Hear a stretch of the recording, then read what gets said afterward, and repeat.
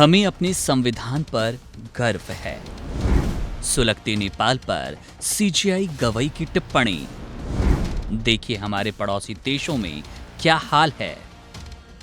Supreme court में राष्ट्रपति द्वारा भेजे गए प्रेसिडेंशियल रेफरेंस पर सुनवाई के दौरान भारत के मुख्य न्यायाधीश BR गवई की अध्यक्षता में गठित 5 सदस्यीय संविधान पीठ की कार्यवाही के दौरान एक उल्लेखनीय क्षण आया, जब चीफ जस्टिस BR गवई ने भारत के पड़ोसी देश नेपाल का हवाला देते हुए वहां की स्थिति पर टिप्पणी की।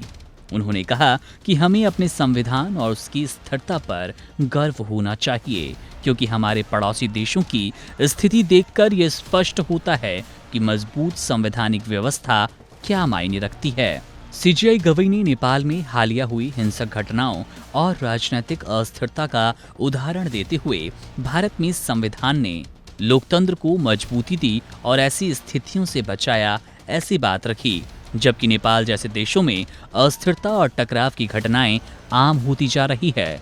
चीफ जस्टिस गवई की इस टिप्पणी का समर्थन संविधान पीठ में शामिल जस्टिस विक्रम नाथ ने भी किया और उन्होंने कहा कि इस तरह की स्थिति हमने बांग्लादेश में देखी, जहां संवैधानिक व्यवस्था को लेकर चुनौतियां लगातार सामने आई।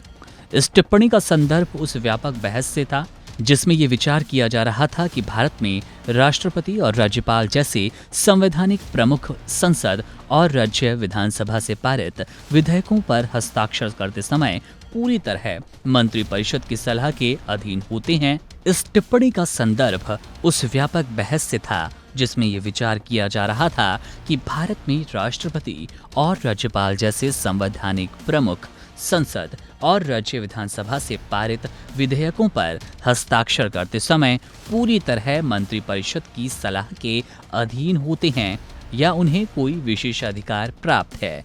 ये मुद्दा राष्ट्रपति द्रौपदी मुर्मू द्वारा उठाए गए 14 सवालों के संदर्भ में सुप्रीम कोर्ट को भेजे गए प्रेसिडेंशियल रेफरेंस के तहत उठाया गया।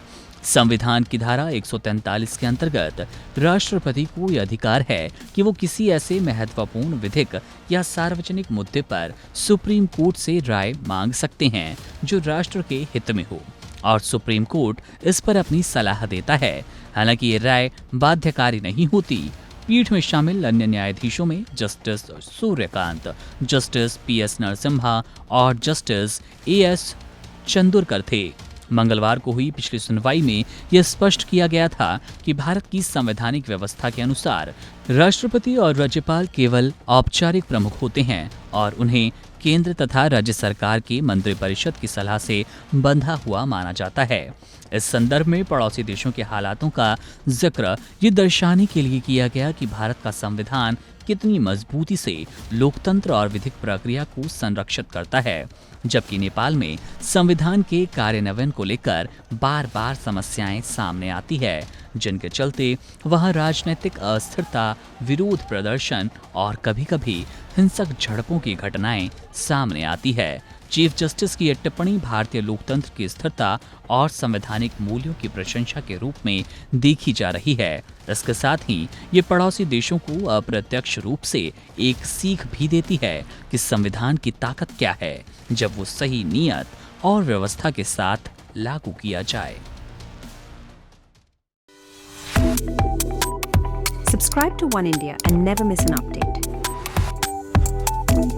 Download the One India app now.